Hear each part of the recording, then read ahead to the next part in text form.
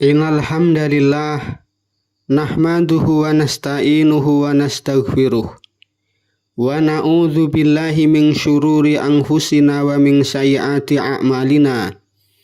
May yahdihillahu fala mudhillalah wa may yudlil fala hadiyalah. Asyhadu an la ilaha illallah wahdahu la syarikalah wa asyhadu anna Muhammadan abduhu wa rasuluh. Allahumma sholli ala nabiyyina Muhammadin wa ala alihi wa man tabi'ahum bi ihsan ila yaumiddin. Ya ayyuhalladzina amanu taqullaha haqqa tuqatih wa la tamutunna illa wa antum muslimun. Allahu akbar, Allahu akbar. La ilaha illallah wallahu akbar, Allahu akbar, walillahil hamd.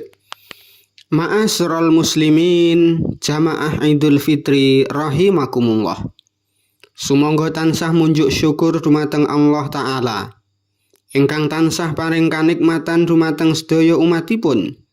Satemah wonten enjang punika kula lan panjenengan saged nindakaken ibadah salat Idul Fitri kanthi manggih rahayu widada nir ing sambikala. Sholawat ugi salam mugi tansah katetepaken dumateng Nabi Agung Muhammad sallallahu alaihi wasallam ingkang tansah kita tenggo syafaatipun wonten ing dinten kiamat. Ma'asyiral muslimin, jamaah Idul Fitri rahimakumullah. Wonten mimbar khutbah Idul Fitri enjang punika khatib wasiat sumangga tansah njagi takwa dumateng Allah kanthi nindakaken sedaya dawuhipun lan nebihi sedaya awisanipun. Mugi kanthi takwa Allah tansah paring kamulyan panggesangan fid dunya wal akhirah, amin. Ma'asyiral muslimin, jamaah Idul Fitri rahimakumullah. Dinten Idul Fitri asring dipun sebat dinten riyaya utawi dinten kemenangan. Kemenangan saking punapa? Tentu jawabanipun kemenangan saking jihad nafsiyah ingkang dipun lampahi sadangunipun wulan Ramadan. Mila kemenangan punika wajib kula lan panjenengan syukuri amargi Allah Subhanahu wa taala tasih kersa paring taufik ugi kegiatan. Satemah kula lan panjenengan saged ngayahi jejibahan ibadah ing wulan Ramadan kanthi lulus lestantun. Raos syukur punika sumangga dipun ikraraken kanthi ngagungaken asmanipun Allah taala. Allahu akbar, Allahu akbar. La ilaha illallah wallahu akbar, Allahu akbar, walillahil hamd. Ma'asyiral muslimin, jamaah Idul Fitri rahimakumullah. Idul Fitri punika dinten riyaya ingkang dipun syariataken agami Islam. Dinten rikalanipun Kanjeng Nabi Muhammad sallallahu alaihi wasallam suka dawuh supados kaum muslimin ngetingalaken raos suka gembira. Dinten nalikanipun kula lan panjenengan dipun sunnahaken medal wonten ing papan salat Id kanthi ngagem busana ingkang paling sae lan paling dipun tresnani. Dinten rikalanipun Rasulullah sallallahu alaihi wasallam dawuh supados tiyang sugih nyisihaken seperangan bondonipun kagem tiyang miskin supados sedaya masyarakat sesarengan gembira bahagia wonten dinten punika. Ma'asyiral muslimin, jamaah Idul Fitri rahimakumullah. Dinten Idul Fitri punika dinten kemenangan kagem tiyang ingkang estu anggenipun lelomban nindakaken pangibadahan wonten ing wulan Ramadan. Kemenangan saking jagi ketaatan lan kemenangan saking meperho nafsu. Lajeng sinten kemawon tiyang ingkang pikantuk kemenangan punika? Mila wonten ing mimbar salat Idul Fitri enjang punika Kepareng badhe khatib aturaken saperangan tondo-tondo menangipun tiyang saking jihad nafsiyah ing wulan Ramadan punika. Tondo ingkang sepisan wangsul dhateng fitrah.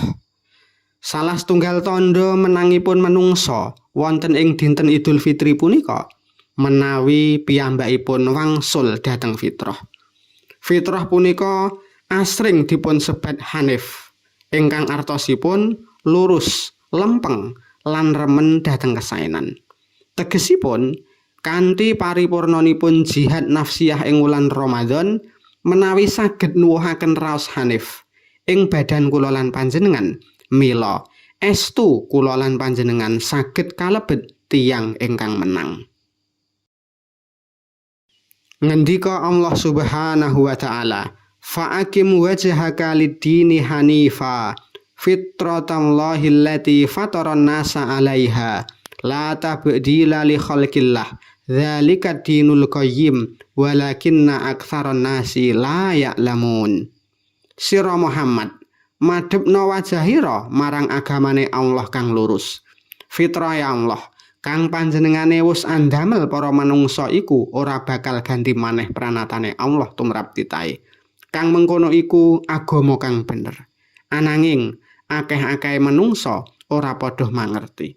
Al-Qur'an surat Ar-Rum ayat 3 dosa. Dipun akeni punapa mboten? Ing dalam setunggal taun ingkang kapengker, kula lan panjenengan kathah kawonipun dening panggodhanipun setan. Malah kepara tunduk lan nurut dening bujukanipun setan. Sahingga kula lan panjenengan mesti ngraosaken awrat sanget nalika badhe ngibadah. Salat wajib mboten tepat wektu, salat jamaah wonten masjid mboten istiqomah, ngaji ilmu agami males, sedekah pelit. Malah kepara kula lan panjenengan tebih saking akhlak lan adab. Kados dene remen ngremehaken tiyang sanes, sombong, angkuh, mboten saged meperlisan, remen ghibah ugi fitnah. Punika sedaya dados pakulinan saben dintenipun amargi kula lan panjenengan tebih saking fitrah lan langkung caket kalian setan. Mila wonten ing wulan Ramadan kula lan panjenengan nindakaken rerangken ibadah lan meper sedaya hawa nafsu kanthi tujuan supados wangsul dhateng fitrah.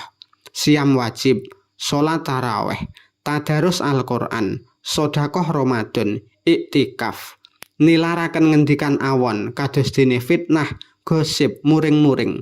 Sedaya kala wau kalebet jihad nafsiyah kagem nuwuhaken malih raos fitrah ing pribadi kita. Mila tiyang ingkang wangsul dhateng fitrah punika tandhanipun kagungan raos bungah lan bahagia nalika nindakaken ibadah ugi manahipun remen dhateng sedaya kabecikan lan kesaenan.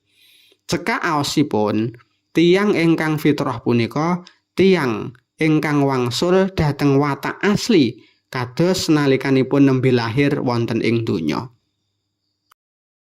Ngendika Rasulullah sallallahu alaihi wasallam, kullu mauludin yuladu alal fitrah fa abawahu yuhawidanihi au yunasiranihi au yumajjisanihi. Saben anak kang lair iku dilairake ana ing kahanan fitrah. Banjur bapak ibune kang andadekake dheweke iku Yahudi utawa Nasrani utawa Majusi. Hadis riwayat Imam Bukhari lan Muslim. Allahu akbar, Allahu akbar. La ilaha illallah wallahu akbar, Allahu akbar, walillahil hamd. Tanda ingkang kaping kalih, tiyang ingkang menang punika migunani tumrap tiyang sanes. Siam Ramadan paring piwucal supados kula lan panjenengan peduli lan empati dhateng tiyang sanes. Amargi kula lan panjenengan punika mboten gesang piyambakan, ananging gesang sesarengan warga masyarakat ing sakiwa tengen kula lan panjenengan. Mila lumrahipun tiyang ingkang gesang ing tengahipun masyarakat punika kedah kersa ngatosaken kiwa lan tengenipun. Rasulullah sampun paring tulodo Bilih piyambakipun punika piyantun ingkang paling peduli lan empati, ugi paling dermawan lan langkung dermawan malih menawi ing wulan Ramadan. Wonten wulan Ramadan, Rasulullah mujudaken makhluk ingkang paling peduli lan paling dermawan. Ngantos langkung dermawan tinimbang angin ingkang sumilir. Rasulullah sallallahu alaihi wasallam suka dawuh, bilih ing Ramadan kula lan panjenengan kedah kersa latihan sedekah. Amargi sedekah kados punapa kemawon ingkang kacaosaken wonten ing Ramadan badhe dipuntikelaken ganjaranipun. Sanadyan namung caos unjukan setunggal cangkir utawi gorengan setunggal iji dhateng tiyang ingkang buka, Allah jamin badhe paring ganjaran ingkang matikel. Andika Rasulullah sallallahu alaihi wasallam, man fatara iman kana lahu mislu ajrihi ghaira annahu la yanqusu min ajri shaimi sai. Sing sapa menehi pangan marang wong kang buka poso, mula tumrap dheweke ganjaran kaya dene ganjarane wong kang poso, tanpa ngurangi ganjarane wong kang poso. Hadis riwayat Imam Tirmidzi. King piwucal punika Islam paring dawuh, bilih tiyang muslim punika kedah peduli lan migunani tumrap tiyang sanes. Tiyang muslim punika sanes tiyang ingkang egois utawi namung mikiraken kesenengan lan kepentingan pribadi. Muslim ingkang sae punika sanes ingkang namung salat, haji, zikiran ananging boten peduli dhateng kiwa lan tengenipun. Muslim ingkang sae inggih punika ingkang remen ngatosaken tiyang sanes ing sekitaripun. Muslim ingkang remen tetulung, caos pambiyantu lan empati dhateng masyarakat sekitar. Ngendika Rasulullah sallallahu alaihi wasallam, khairun nas anfa'uhum linnas. Manungsa kang paling becik yaiku kang migunani tumrap liyane. Hadis riwayat Imam Tabrani. Ma'asyiral muslimin jamaah Idul Fitri rahimakumullah. Mekaten khutbah Idul Fitri enjang punika. Sumangga kita sareng ndedonga nyuwun dumateng Allah Subhanahu wa taala. Mugi Allah tansah ndadosaken kula lan panjenengan tiyang-tiyang ingkang menang. Inggih punika tiyang ingkang wangsul dhateng fitrah lan tiyang ingkang tansah migunani tumrap manungsa sanes. Amin. Innallaha wa malaikatahu yusholluna 'alan nabi ya ayyuhalladzina amanu shollu 'alaihi wa sallimu taslima. Allahumma sholli 'ala Muhammadin wa 'ala ali Muhammad kama shallaita 'ala Ibrahim wa 'ala ali Ibrahim. Allahumma ighfir lil muslimina wal muslimat wal mu'minina wal mu'minat al ahya'i minhum wal amwat innaka sami'un qaribun mujibud da'wat. Ya qadiyal hajjat. Allahumma inna nas'alukal huda wat tuqa wal afafa wal ghina. Allahumma taqabbal a'malana fi Ramadan. Allahumma taqabbal a'malana fi Ramadan.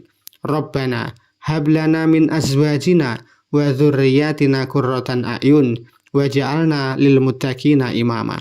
Rabbana atina fid dunya hasanah wa fil akhirati hasanah wa qina adzabannar walhamdulillahirabbil alamin.